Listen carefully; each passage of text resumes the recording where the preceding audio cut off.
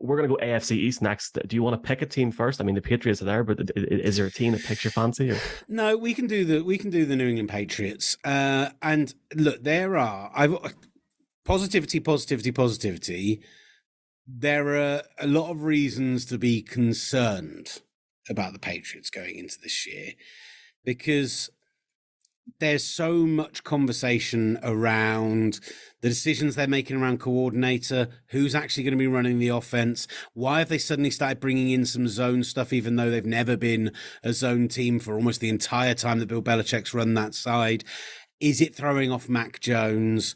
The fact is that they have a better roster than they did 12 months ago, with a rookie quarterback who has more snaps under his belt and the best head coach of all time.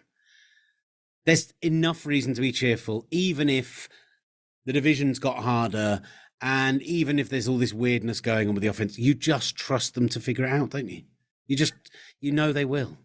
That's the thing as well, because it's Bill Belichick there, you just know that they'll find a way, and some coach that you've never heard of will come in this year and just be incredible and go off and be a head coach next year. It's one of those things with New England. I'm really intrigued to see the jump from year 1 to year 2 for Mac Jones. I think one guy that's really going to help him is Devontae Parker coming in from Miami. In 2019, he led the NFL with 57 contested catches. He can be inconsistent at times, but there's already rumors from camp that he's doing very, very well. Could be going WR1 there. Jones needs consistency and he needs targets in the red zone. Devontae Parker can be one for him.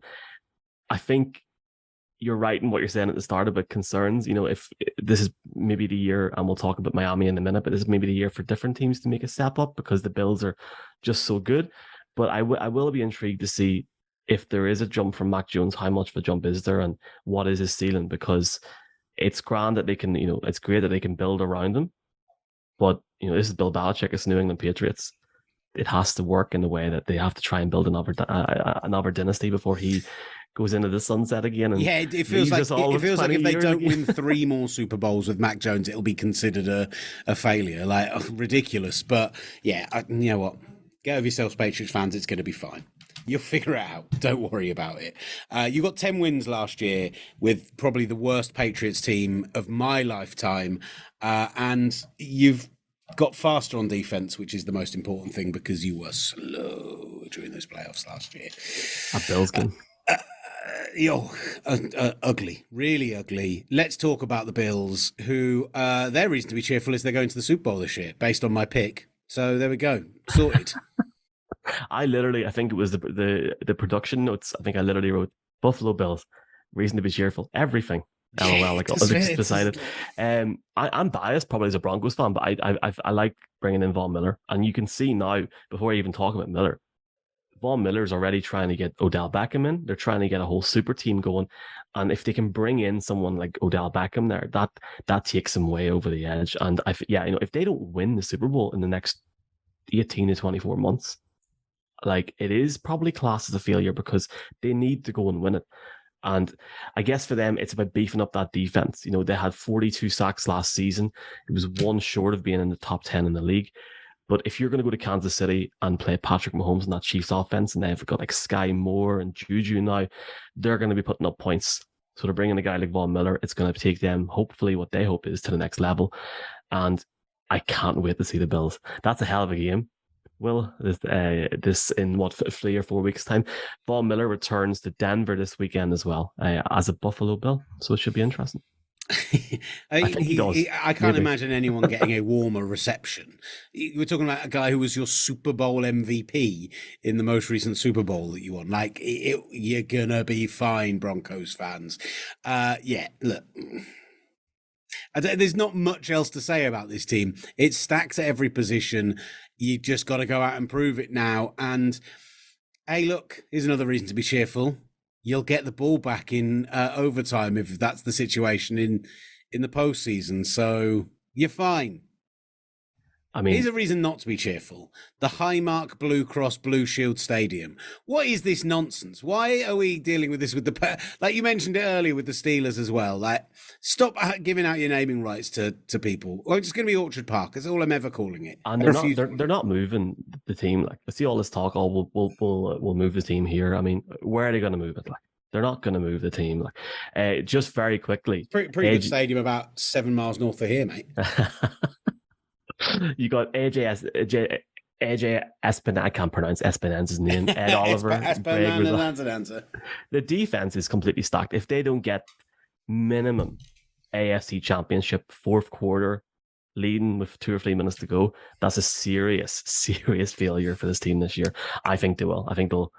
I think the Bills will get to the Super Bowl. There, you've got me. You've got half my pick. Yeah, there we go. There we go. Let's stick in the AFC East. Talk about the Miami Dolphins, who there's a weird amount of negativity around this team right in this second, because there's a lot of talk about everything that happened with Stephen Ross, and will they go back for Peyton, and will they even go back for Brady when they're allowed to next year, and all those other bits. And there's obviously some, there's obviously some huge question marks. But I am, again, a little bit biased as a 49ers fan. If he can translate his play design and play calling into head coach and running an offense and running a whole team, I think Mike McDaniels is a genuine genius. I just think we need to see if he's... A lot of times, clever football guys don't thrive in that job. But everything you see about him, he just carries himself in the right way. He's like Teflon. He just doesn't get bothered by anyone who takes the piss out of him and have a go at him. And yeah, I love him to pieces, and I think that they will be an improved team this year. I think 9-8 was probably a little bit kind on them last year. Even though I think Flores coached them to that, and I hate how the Flores situation ended up. But I think that if they're going to grow and develop, they've got the right guy at the helm. I have to say, I love that. That could be the YouTube title, Teflon. I love it. And I think as well, there's 2 elements here. First off, the whole positivity factor that he's bringing around the team, which you've said, he's come in. He's almost like one of the players, like one of the guys. He's going around wearing Yeezys, chilled out. But at the same time, they have the respect for him. They like to hear what some of the players are saying, but they really, really respect him.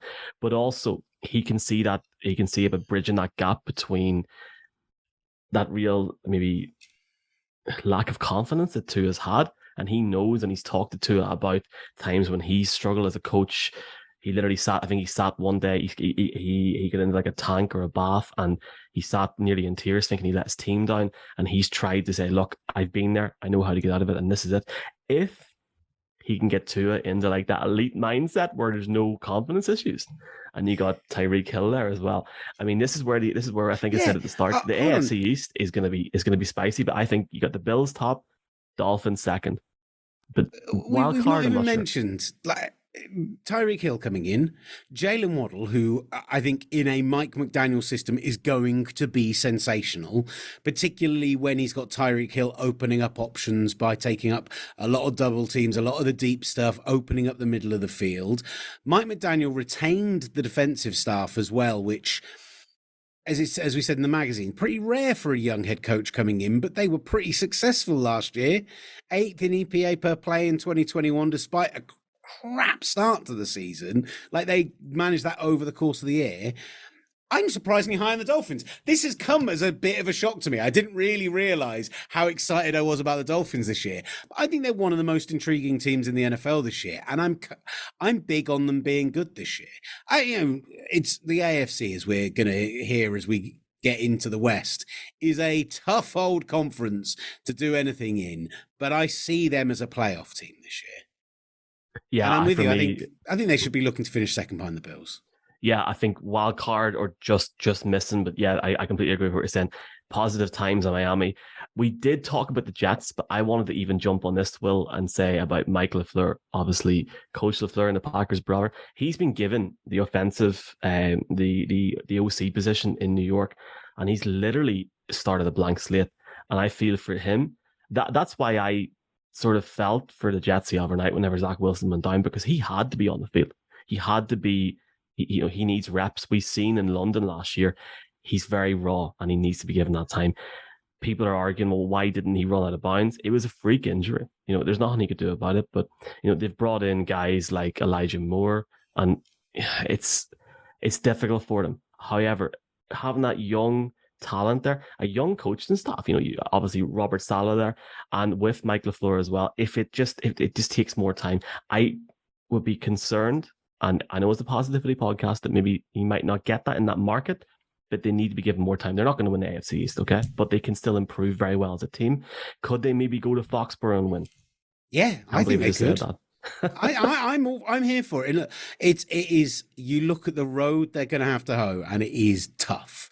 Like Baltimore, I mean Cleveland, we don't know what they're going to be, but they're basically playing the whole of the AFC North in the first 4 weeks of the season.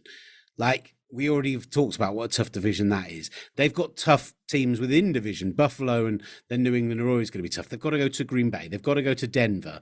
It gets a little easier second half of the season with Chicago, Detroit, Jacksonville, Seattle all in there. But the fact is, I think that if they have a 6-7 win season off the back of being just 4 wins last year, that feels like a good step forward. They've got, in theory, problems with Mekhi Becton, but they have a much improved offensive line in general across the board. I think Breece Hall, they're going to run the ball a ton, and LaFleur runs a heavy run system, and Breece Hall could be an absolute breakout star. And then they improved massively on the defense by picking up good young players in key positions. Like Sauce Gardner is a potential game changer. And it's interesting that they went big on the back end, where Robert Saleh was known for his time in San Francisco as being get the pressure on the front end, they'll figure themselves out. We'll just have a bunch of off the street Joes at the back end, 1 decent player and then 3 bang average guys. But actually, like, they're building a little bit more back to front, maybe. Carl Lawson coming back off the injury last year. He was brilliant in his last season in Cincinnati. Now he's healthy, coming back into the team. Positivity podcast. Jets to get at least 6 wins this year. And that is a success, I think. Mike LaFleur, the one thing I'll say now is, he said, for Zach Wilson, for this young offense, training camp is vital. And now hopefully Zach's okay. Positivity. It's all good. Yeah, that's the biggest point, is that right now it looks like he might be okay.